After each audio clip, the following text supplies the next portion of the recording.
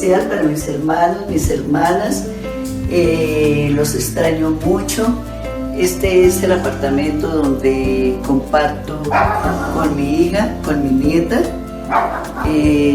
También les muestro mis matas, me apasionan. Debido al sol y el viento se ha puesto un poquito como muy regular, pero a pesar de eso, estas matas de tomate ya tienen 2 tomates. Y tratando de siempre tenerlas mejor. Esta es una mata de lulo, hay varias maticas. También en la terraza tengo otras maticas, tengo apio que ya me está prendiendo, tengo el lulo, tengo la hierbabuena de menta y enredaderas. Acá tengo prendida una mata de aguacate que hay que trasplantarla, guayaba, también tengo unas matas de tomate y apio. También en los ratos libres seguimos compartiendo lo del juego de parqués de Rumi junto con mi hija y mi nieta. Ella es mi hija, la presento. Hola, un saludo muy especial para todos ustedes. Mi nombre es Erika Tibavija y bueno, estamos en momentos difíciles, pero aunque han sido momentos duros, también le damos gracias a Dios porque nos ha permitido fortalecer los lazos de unidad familiar, fortalecer los hogares. Espero que ustedes estén muy bien y que pronto podamos volver a reunirnos y hablar más y más de la palabra del Señor. Ahora voy a compartir con ustedes un salmo, que es el Salmo 62. En Dios solamente está acallada mi alma, de Él viene mi salvación. Él solamente es mi roca y mi salvación. Es mi refugio, no resbalaré mucho. ¿Hasta cuándo maquinaréis contra un hombre tratando todos vosotros de aplastarle? Como pared desplomada y como cerca derribada, solamente consultan para arrojarle de su grandeza. Aman la mentira, con su boca bendicen, pero maldicen en su corazón. Alma mía, en Dios solamente reposa, porque de Él es mi esperanza. Él es solamente mi roca y mi salvación. Es mi refugio, no resbalaré.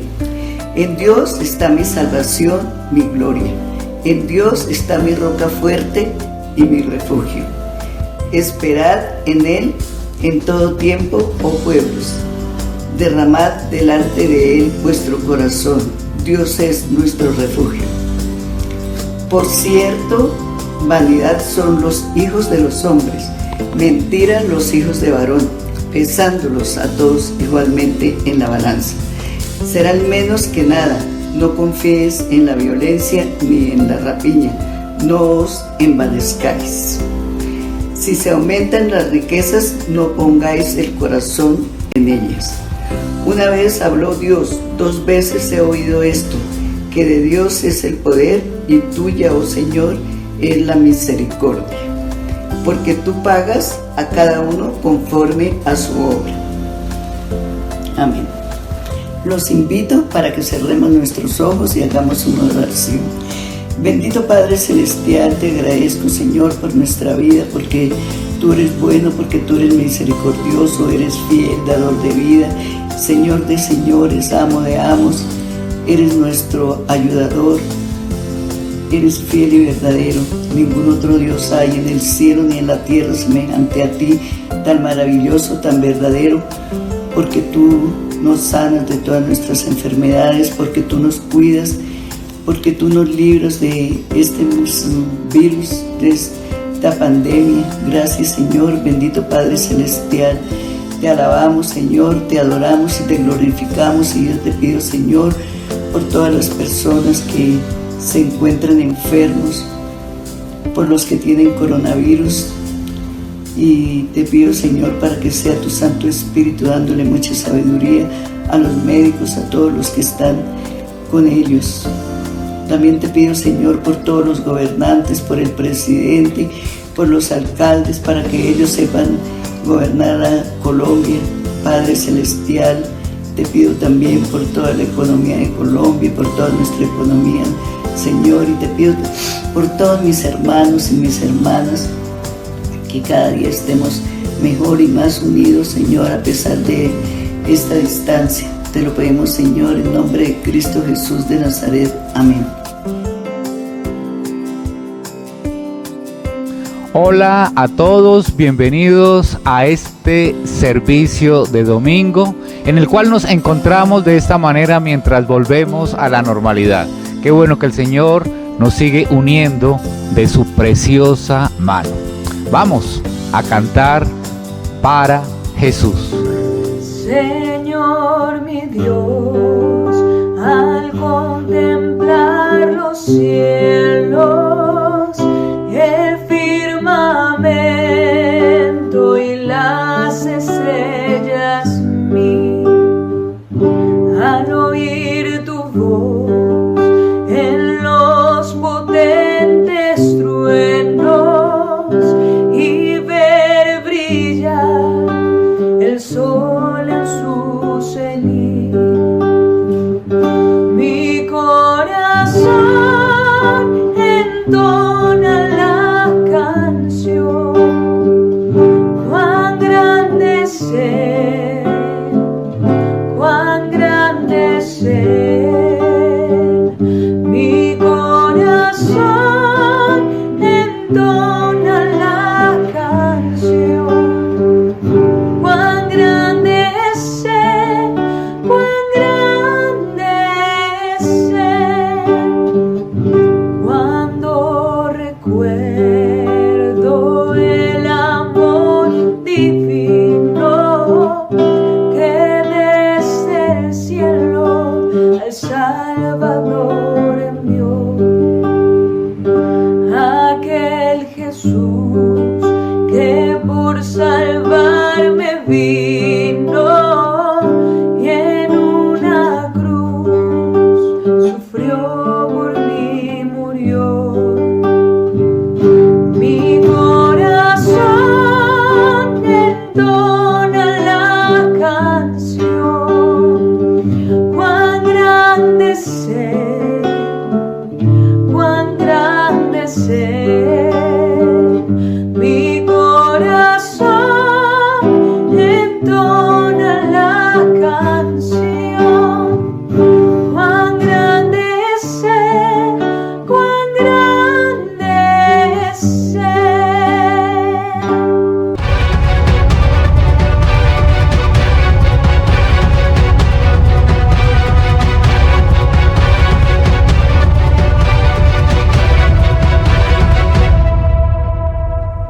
En la última reflexión recordamos que Jesús está apenas a tal vez menos de 2 semanas de la crucifixión.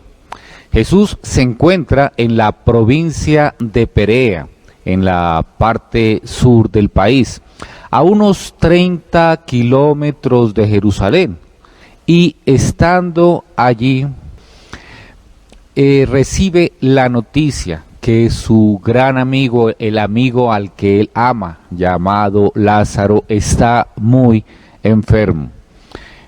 Cuando se entera de esto, se queda 2 días más en ese lugar, y estando en medio de este diálogo, en el cual Jesús dice que van a regresar, terminó la reflexión pasada. Hoy vamos a continuar con esta historia, que es una historia fuerte, porque es una historia que nos habla de límites, que nos habla de muerte, que nos habla de sepulcro, pero es una historia en la cual vemos cómo Dios interviene en nuestras vidas de una manera maravillosa. Entonces vamos hoy a reflexionar en los siguientes versículos, y nuestra reflexión de hoy está basada en el Evangelio de Juan, capítulo 11, versículos 17 al 27. Entonces vamos a ver cómo continúa esta maravillosa historia. 11:17 dice: a su llegada, Jesús se encontró con que Lázaro llevaba ya 4 días en el sepulcro. Y lo primero que tenemos que ver aquí es por qué, si Jesús duró 2 días después de recibir la noticia, por qué han pasado 4 días en que ya el cuerpo de Lázaro está en el sepulcro. Decíamos que el sitio donde está en Perea es más o menos a 30 kilómetros de distancia. Esto es un día de camino para la época de Jesús. Entonces, si hacemos cuentas, la persona que fue a llevar la noticia a Jesús duró un día de camino hasta donde Jesús. Jesús dura 2 días en Perea, que se queda allí sin moverse. Van 3 días. Y Jesús dura otro día de regreso, son 4 días. Esto de los 4 días es muy importante entenderlo. ¿Por qué?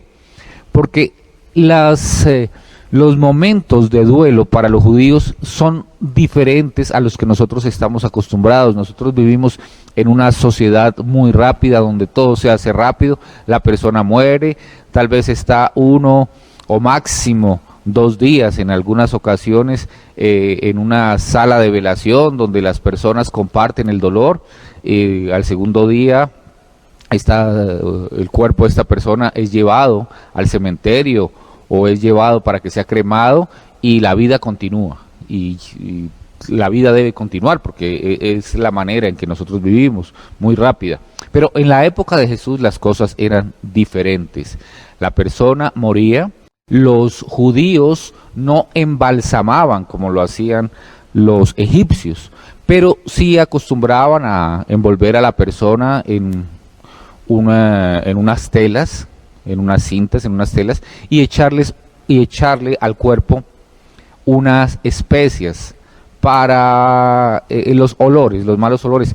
Pero el cuerpo se empezaba a dañar muy rápido, muy rápido. Entonces, muy rápidamente lo llevaban al sepulcro. Sin embargo, aunque el cuerpo era llevado rápidamente al sepulcro porque su descomposición era muy rápida, el tiempo de duelo sí era muy lento. Los primeros 3 días eran de llanto, y este tiempo de duelo familiar, de duelo comunitario, duraba 7 días más. Entonces, durante estos 7 días eran tiempos en que las personas iban a acompañar a los dolientes, los rodeaban, a veces contrataban personas para llorar, lo que nosotros acá llamamos las playideras, y personas que estaban allí llorando a voz fuerte, a grito, por el muerto que había partido, por el dolor del muerto que había partido. Había una superstición en aquella época, y es que durante los 3 primeros días una especie de fantasma de la persona estaba muy cerca, y por eso durante estos primeros 3 días la persona podría revivir, porque ese fantasma estaba por allí cerca. Pero era una superstición, esto no está sostenido por la Biblia desde ningún punto de vista. Por eso es muy importante que Jesús llegue al 4.º día, porque aún los supersticiosos, los que podían llegar a creer en este tipo de cosas, ya pensaban que era imposible que una persona pudiera revivir al 4.º día, porque ya el fantasma se había ido totalmente lejos del cuerpo de la persona.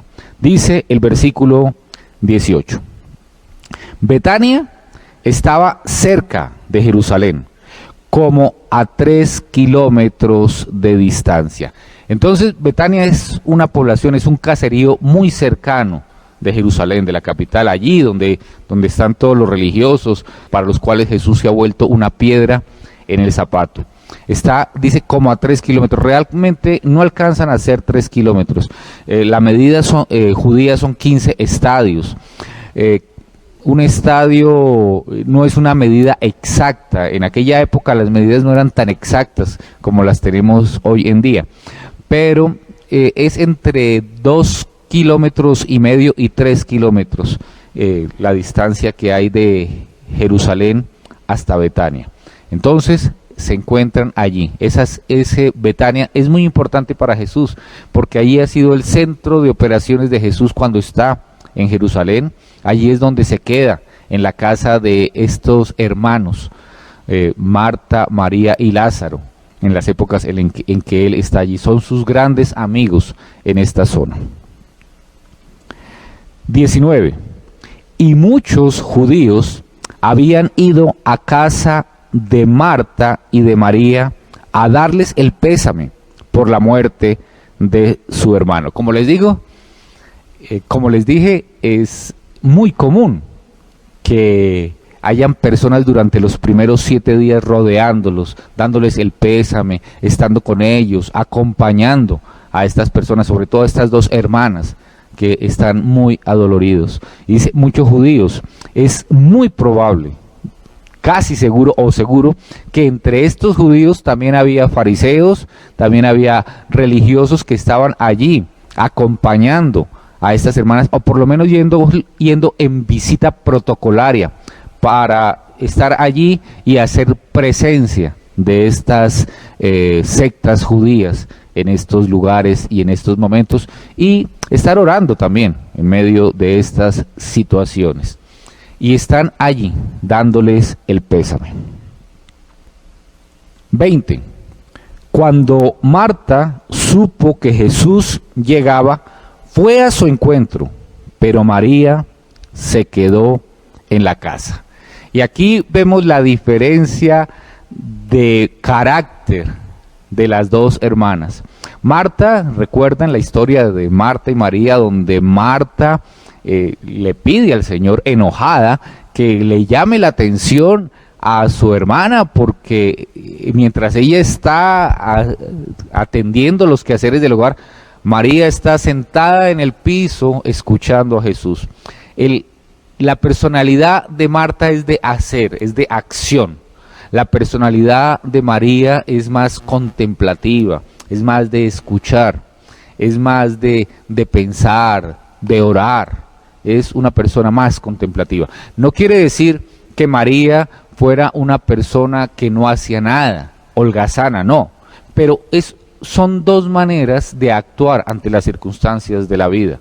Mientras Marta actúa, María espera, contempla, piensa. Y vemos la acción de Marta saliendo inmediatamente al encuentro con Jesús. Dice el versículo 21. Señor, le dijo Marta a Jesús, si hubieras estado aquí, mi hermano no habría muerto. Y la Biblia no tiene tonalidad. No sabemos cuál fue la fuerza de las palabras de Marta a Jesús. Pero como yo lo veo y de la manera que ella le habló a Jesús, cuando Jesús no le decía nada a María por no estar haciendo nada, entre comillas, sino escuchando a Jesús, tal vez Marta es más tendiente al reclamo. Y yo creo que Marta está aquí algo enojada con Jesús. Yo sé que hay personas que dicen que no, que por el versículo que sigue, Marta no podía estar enojada, sino que aquí son unas palabras rodeadas de fe. Pues yo creo, por mi propia vida y porque lo he visto en personas con las cuales he hablado muchísimas veces, que el hecho de uno estar en desacuerdo con Jesús y a veces incluso estar enojados con Jesús no es sinónimo de falta de fe. A veces nos enojamos, a veces decimos, Señor, ¿por qué permitiste esto? Y es lo que está diciéndole en este momento Marta a Jesús. Le dice, si hubieras estado aquí, mi hermano no habría muerto. Enojo no es igual a falta de fe. A veces yo prefiero hablar con una persona y que me diga, estoy enojado con Dios, estoy enojada con Dios porque permitió esto en mi vida.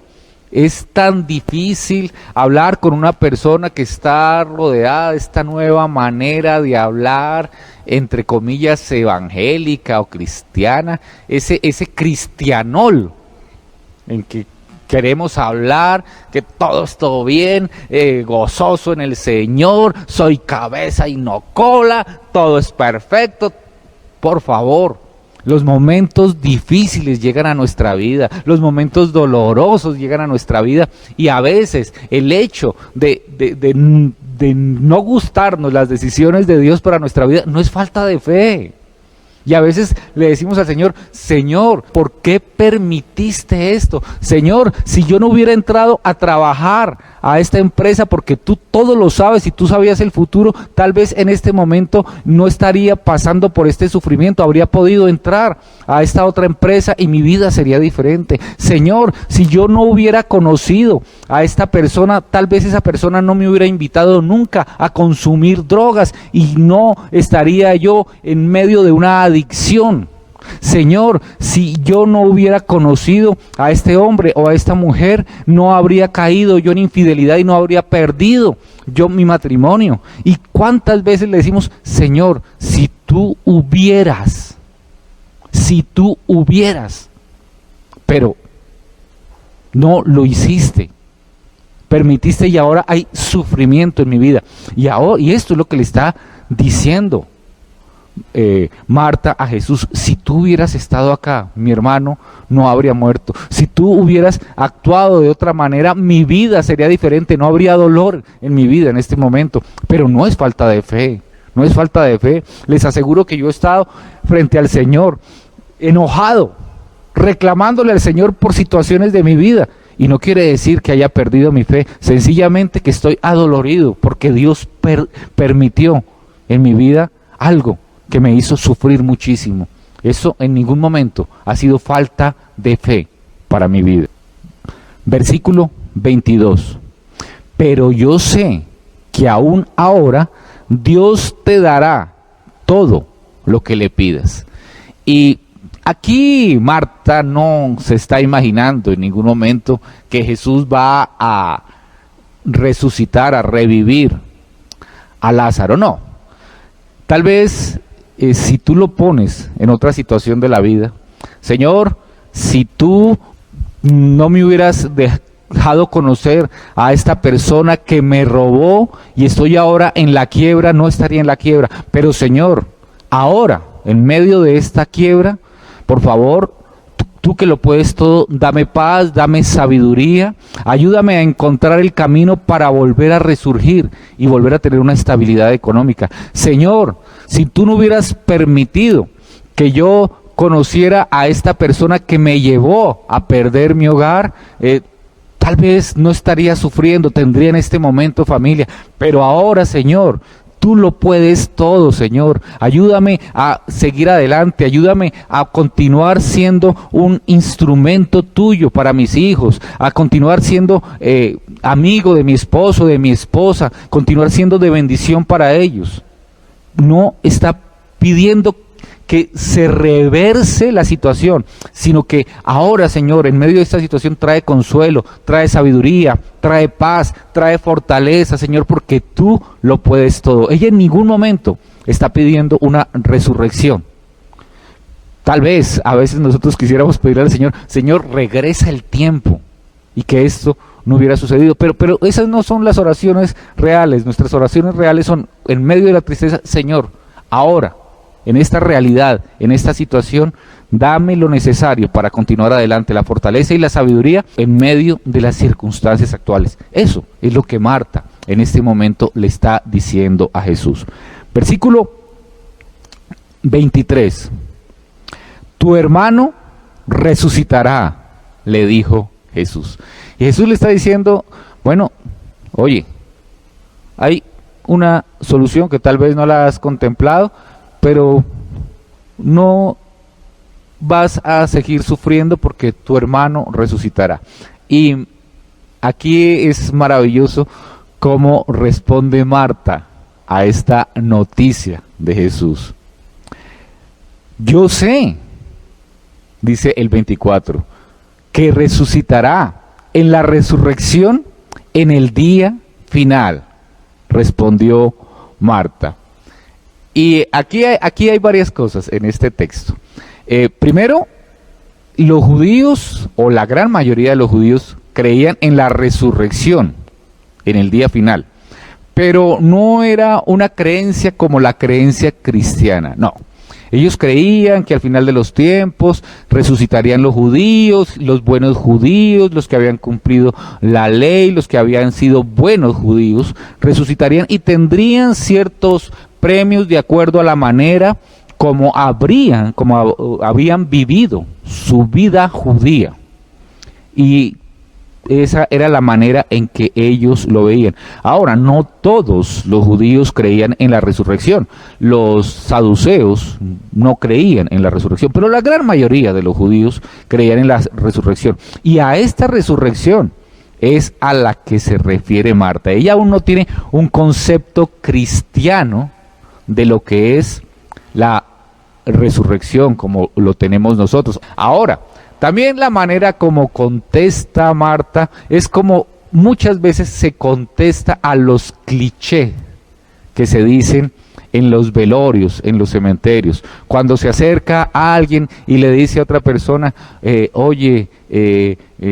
está en un mejor lugar. Y la otra persona dice, sí, yo sé que está en un mejor lugar. Y muchas veces ni el que lo dice lo cree, ni el que lo responde tampoco lo cree. Tal vez le gustaría que fuera así, pero una fe real, una creencia real desde el corazón en esta verdad no es cierta. Entonces, ¿hasta dónde estamos creyendo lo que estamos diciendo? ¿Hasta dónde estamos creyendo en lo que estamos respondiendo? Yo sé que no son todos los casos. En muchos casos sí, la persona cree realmente en que esta persona está descansando en el Señor y la otra persona también, y es un diálogo real, es un diálogo de fe. Pero en muchos casos, tal vez la mayoría, son simples clichés. Y lo que está contestando en este momento Marta es tal vez un cliché judío, tal vez en nuestros casos son clichés pseudocristianos, a una frase que tal vez muchos ya le habían dicho a Marta en cuanto a la resurrección. Oye, Marta, tranquila, Él resucitará. Sí, yo sé que resucitará en el día postrero. Pero miren cómo Jesús la aterriza en la gran y maravillosa verdad. 25. Entonces Jesús le dijo, yo soy la resurrección y la vida. El que cree en mí vivirá aunque muera. ¡Wow! Jesús le dice, ¡hey! ¡Alto! Esto no es un cliché. ¡Hey! Por favor, abre tus oídos. Escucha lo que te estoy diciendo. Voy a volverlo a leer. ¡Hey! Marta, yo soy la resurrección y la vida. Yo soy la resurrección y la vida. Jesús no dice, yo doy resurrección. Jesús no dice, yo doy vida. Jesús no dice, yo soy un milagrero que levanto muertos. Yo soy, yo soy. Yo soy que indica que Él es Dios. Yo soy la resurrección. Yo soy la vida. El que está conmigo está vivo. El que está separado de mí está muerto. Por eso es tan importante para nosotros entender que solamente en Jesucristo resucitamos, como lo recordábamos en la última reflexión de Juan. Cuando nosotros nacemos a la vida, cuando nacemos de papá y mamá, nacemos muertos porque nacemos separados de Jesús, nacemos muertos en pecado. No es en los pecados que cometemos, sino nacemos muertos en el pecado que nacen todos los seres humanos separados de Dios. Pero cuando nos encontramos con Jesucristo, cuando Él se acerca a nuestras vidas y a través de la palabra nos damos cuenta que Él murió en la cruz del Calvario y que dio su vida para podernos pasar a nosotros de muerte a vida, nacemos, ahora sí realmente resucitamos, dejamos de estar muertos y comenzamos a vivir eternamente. ¿Por qué? Porque Él es la vida, porque no hay vida aparte de Él. Él dijo: yo soy el camino, la verdad y la vida. No hay nadie, no hay manera diferente de estar vivos sino con Jesús. No hay manera diferente de resucitar sino con Jesús. Con Jesús morimos y resucitamos para vida eterna. Él es la resurrección y Él es la vida. Él nos da la vida, Él no nos hace resucitar, Él lo es. El cristianismo no es una religión, es una persona, se llama Jesús. La vida no es un estado, es una persona, es Jesús. Jesús mismo es la vida, es la resurrección. Jesús es Dios. Y después dice: el que cree en mí vivirá aunque muera. El que cree en mí, pero ese creer no es un creer intelectual. Muchas personas dicen: sí, yo creo que Jesús existió, sí, yo creo que Jesús fue un mártir que murió por sus ideales, sí, Jesús fue un guía espiritual, sí, yo creo que Jesús se hizo matar por sus ideales. No, ese no es el creer. Tú puedes creer todas las historias de la Biblia, que todas las historias de la Biblia son ciertas, pero si no crees que lo que Él hizo en la cruz del Calvario, siendo Dios, es suficiente para pasarte a ti de muerte a vida, porque así tú hubieras ido o yo hubiera ido a la cruz del Calvario, no hubiera sido suficiente, porque nosotros no somos Dios y nuestro sacrificio hubiera sido un sacrificio incompleto. El de Él es un sacrificio completo porque Él es santo, santo, santo. Él es Dios mismo y es un sacrificio infinito por un pecado infinito. Nosotros no podemos pagar una deuda infinita porque somos finitos. Solo Él la pudo pagar. Por eso Él es la resurrección en la vida. El que cree, el que confía, el que se entrega completamente a esta verdad, pasará de muerte a vida. Y dice el 26: y todo el que vive y cree en mí no morirá jamás. Y le hace esta pregunta, que es una pregunta que nos hace a nosotros hoy la palabra de Dios, el mismo Jesús a través de su palabra. ¿Crees esto? ¿Crees esto? ¿Tú y yo creemos esto? No en nuestra mente, en nuestra vida. Todo nuestro ser está descansando en esta verdad. No es decir: sí, yo creo en ese versículo. No. Tú no puedes sencillamente aprenderte un versículo, asistir a una reunión eclesial y eso obligar a Dios, entre comillas, obligar a Dios a pasarte de muerte a vida. Tú tienes que descansar en esta verdad, depositar tu existencia total en esta verdad. Ya no podemos seguir diciéndole a las personas o a nuestros niños que: oye, por favor, apréndete estos versículos y ya vas a ser salvo. Oye, asiste puntualmente a los servicios y vas a ser salvo. Oye, lleva tus ofrendas y vas a ser salvo. Haz esta oración de fe y vas a ser salvo. No, no, todo eso es muy hermoso si tú ya has depositado tu confianza en Jesucristo. No es solamente decirle a los niños: oye, alístate, vamos a ir a la iglesia infantil para que estés con tus amiguitos y aprendas historias de la Biblia. No, recuérdale que tiene que descansar en la verdad de que Cristo murió por su pecado, por su separación de Dios. Si no descansa en esa verdad, está condenado eternamente. Y muchos niños y muchos adultos están yendo semana tras semana a una reunión eclesial y siguen igual de condenados porque no han confiado su vida a esta realidad, a esta verdad eterna. Dice primera carta a los Tesalonicenses, capítulo 4, versículos 13 al 18. Dice así: hermanos, no queremos que ignoren lo que va a pasar con los que ya han muerto, para que no se entristezcan como estos otros que no tienen esperanza. ¿Acaso no creemos que Jesús murió y resucitó? Así también Dios resucitará con Jesús a los que han muerto en unión con Él. ¿Sí se dan cuenta? ¿A quién va a resucitar Jesús con Jesús? A los que han muerto en unión con Él. Conforme a lo dicho por el Señor, afirmamos que nosotros, los que estemos vivos y hayamos quedado hasta la venida del Señor, de ninguna manera nos adelantaremos a los que hayan muerto.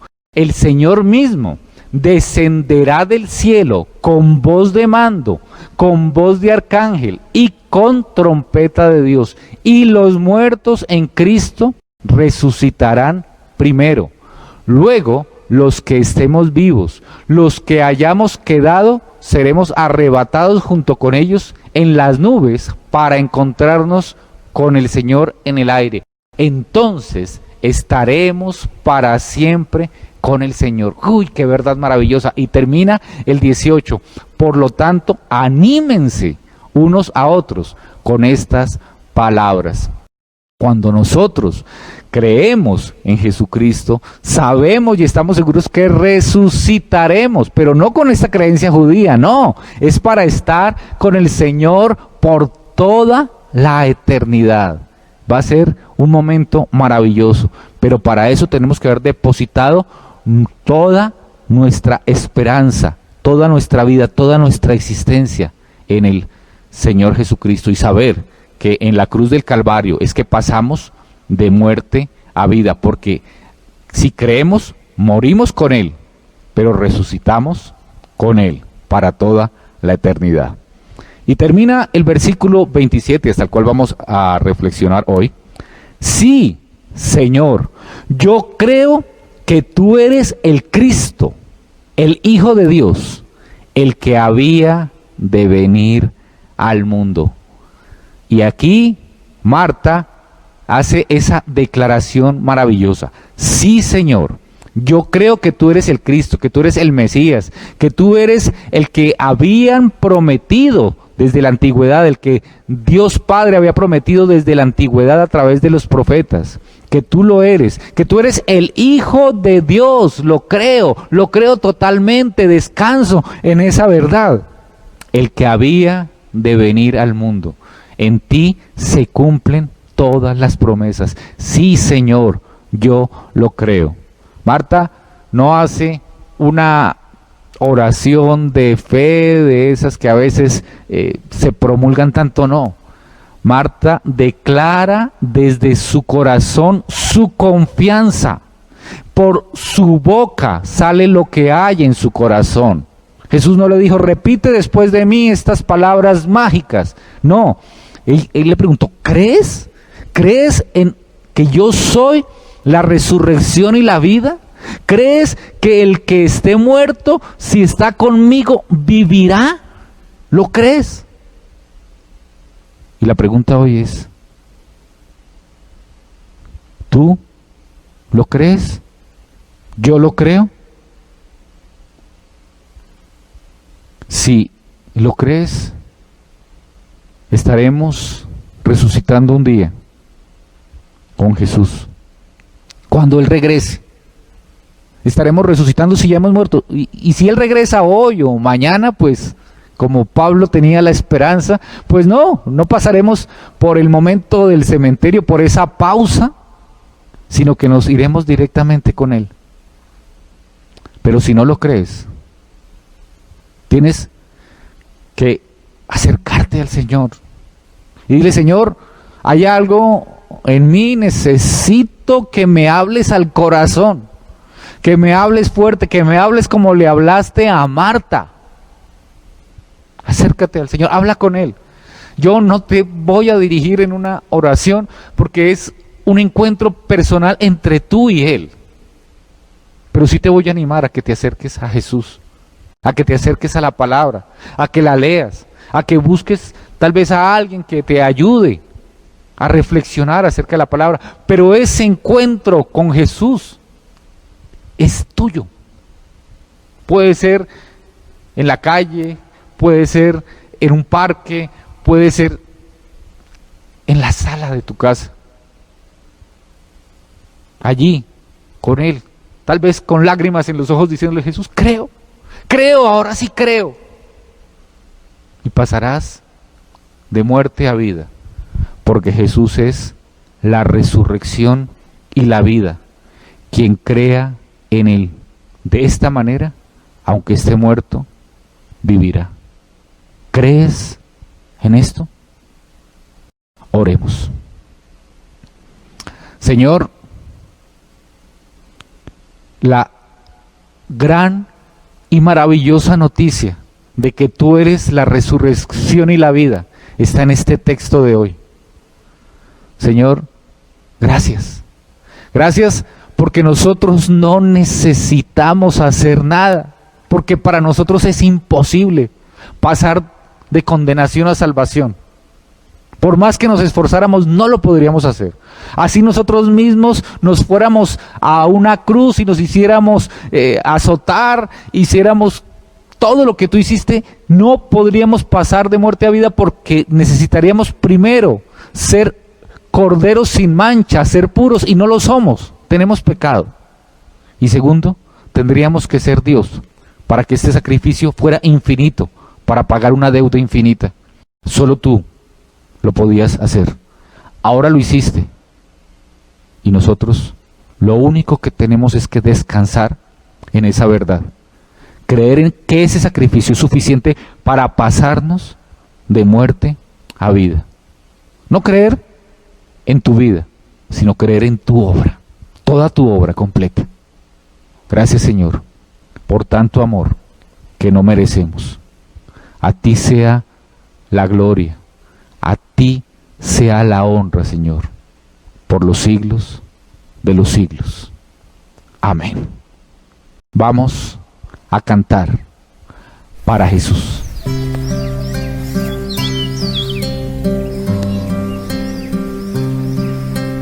Tú eres la luz que brilla en las tinieblas.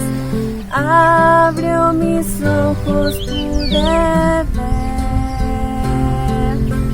Mi corazón adora tu hermosura. Esperanza de vida eres tú. Vine a adorarte, vine a postrarme, vine a decir que eres mi Dios. Solo tú eres grande, solo tú eres digno, eres asombroso para mí. Tú eres el Rey grandemente exaltado, glorioso por siempre eres Señor. Al mundo que creaste humilde viniste, y pobre te hiciste por amor. Vine a adorarte, vine a postrarme, vine a decir que eres mi Dios. Solo tú eres grande, solo tú eres digno, eres asombroso para mí. Vine a adorarte, vine a postrarme, vine a decir que eres mi Dios.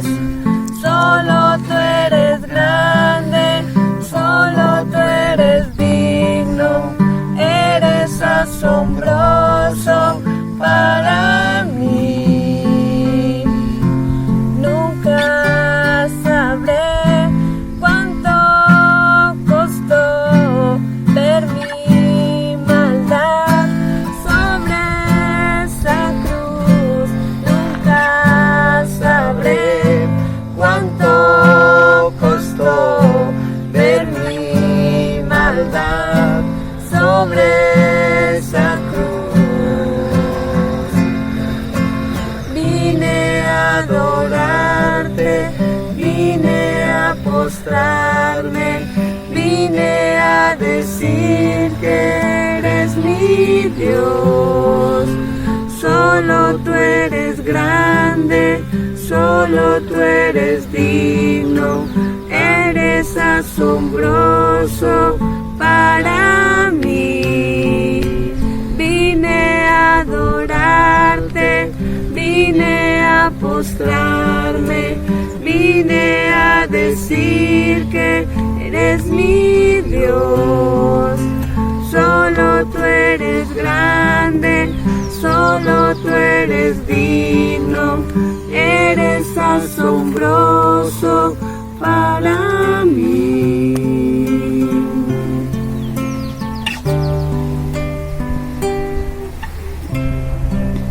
Gracias, Señor, por tanto amor que no podemos entender.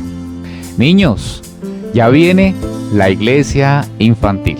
Vamos a darle gracias a nuestro Señor. Amado Dios, gracias porque tú nos sigues llevando de tu mano. Gracias por esa salvación tan grande.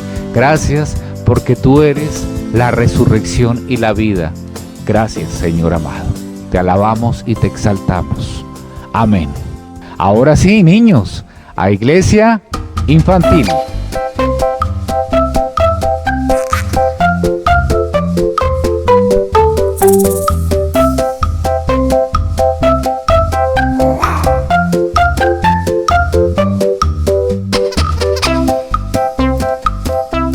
Buenos días, chicos.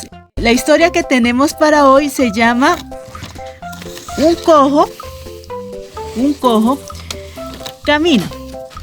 Y esta la encontramos en el libro de Hechos, capítulo 3, versículos del 1 al 16.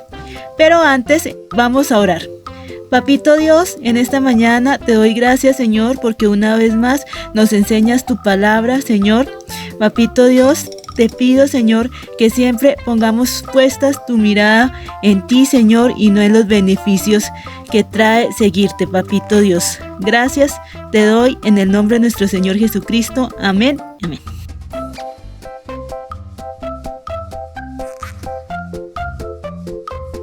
Listo, entonces la historia que tenemos para hoy comienza de la siguiente manera. Un día, Pedro y Juan se dirigían a un lugar de oración. La puerta de este lugar de oración se llamaba La Hermosa. Ellos se dirigían a este lugar porque ellos eran personas que les gustaba compartir mucho tiempo con Dios y pues buscaban un sitio tranquilo para poder sentarse y hablar con Dios. Así como cuando uno se quiere sentar a orar en privado sin que nadie lo moleste. Ellos se dirigían a esa hora del día, pero se encontraron en ese lugar con un hombre que lo llamaban el cojo.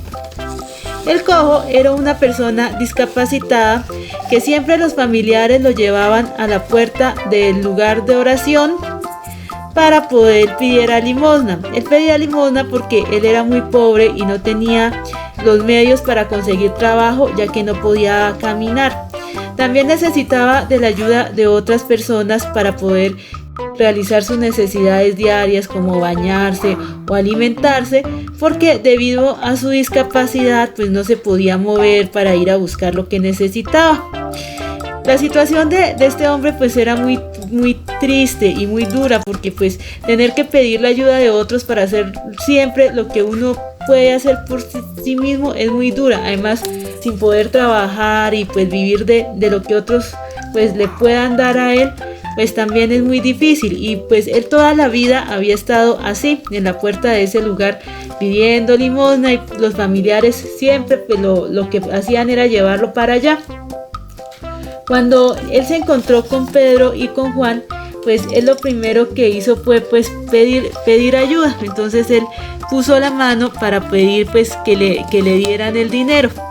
Pero entonces Pedro y Juan le respondieron que ellos no podían darle nada ni oro, ni de plata, porque lo que le iban a dar era mucho más importante que eso. ¿Y qué creen que era lo que les iba a dar? Pues algo muy especial, que era hablarle de nuestro Señor Jesucristo. Cuando él comenzó a hablarles, Pedro tomó al cojo de la mano y le habló también de Dios, y también oró por él y lo levantó de las manos y le dijo que él iba a ser sanado porque era la voluntad de Dios y porque él tenía que amar a Jesús y seguir sus mandamientos y aceptar. Cuando él le dijo esas palabras y lo levantó, el cojo se levantó y comenzó a correr por todo lugar porque él había sido sanado. Entonces él corrió por todo lugar contento porque él ya era sano. Y corría y corría y corría, y después de que corrió, se fue adentro del templo a un lugar que se llamaba el Pórtico de Salomón, y ahí comenzó a adorar al Señor.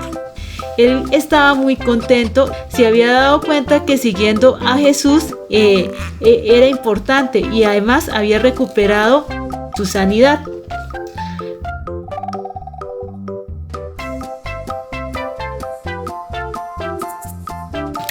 Cuando el cojo se levantó y comenzó a correr y a alabar a Dios, todos se dieron cuenta que el cojo había sido sanado y se preguntaban por qué un cojo había resultado de un momento a otro caminando, y luego se dieron cuenta que había sido un milagro y comenzaron a adorar a Pedro y a Juan. Sin embargo, Pedro y Juan se pusieron muy tristes porque Pedro y Juan esperaban era que la multitud reconociera que el dueño y salvador de todas las cosas buenas y el que le había dado la sanidad al cojo era el Señor Jesús, y no habían sido ellos. Él les decía a la multitud que la sanidad era porque Jesucristo lo había permitido, y empezó a hablarles de él, pero la multitud pues nunca entendió. Y ellos por eso se pusieron tristes, porque es más importante amar a Dios que a las cosas materiales. Y la mayoría quería ser sano, quería oro, riquezas, pero en el fondo de su corazón no estaba el anhelo de seguir a Jesús, y pues esto entristece a Pedro y a Juan.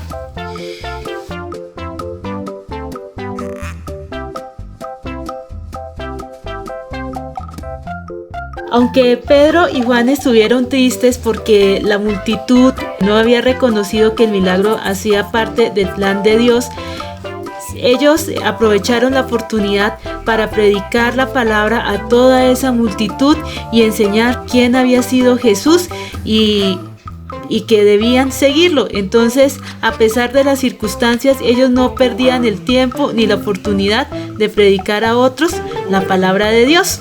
Esa es la enseñanza para el día de hoy. Ahora vamos a pasar a hacer un reto que consiste en una manualidad.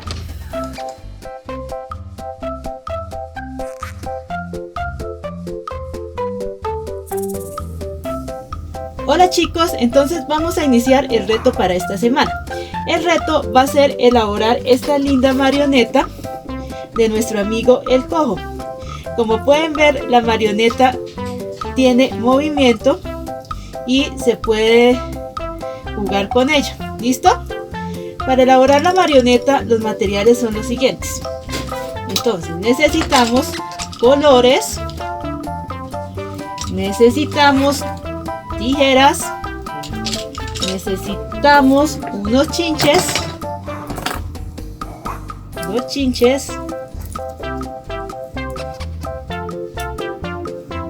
y necesitamos el dibujo de nuestro amigo el cojo. Entonces, para iniciar, vamos a colorear el dibujo del cojo. ¿Listo? Una vez coloreado el dibujo de nuestro amigo el cojo, vamos a comenzar a recortar los espacios. Vamos a empezar a recortar los espacios que necesitamos. Entonces vamos a recortar las paticas, vamos a recortar el cuerpecito, las paticas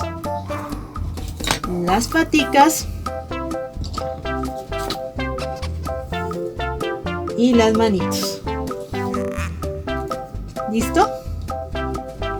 Una vez recortados las partes de nuestro amigo el cojo, con unos chinches vamos a colocarlos aquí en los hombros.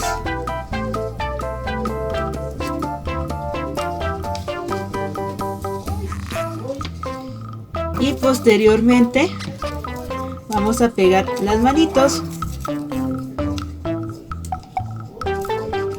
¿Listo? Y así con las demás partes del cuerpo, con las manitos y con las paticas. ¿Listo? Una vez armado el muñequito, le vamos a colocar en la parte final un palito y lo vamos a pegar con un poquito de colbón. ¿Listo? Y nos queda lista nuestra marioneta.